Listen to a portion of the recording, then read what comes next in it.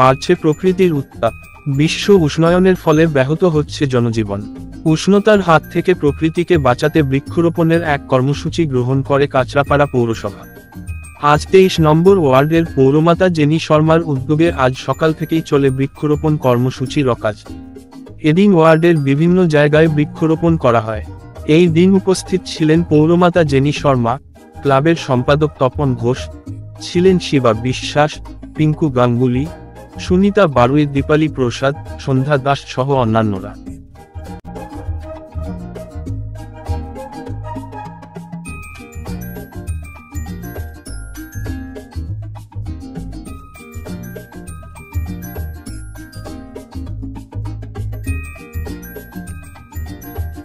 বৃক্ষরোপণ সকাল থেকেই হচ্ছে।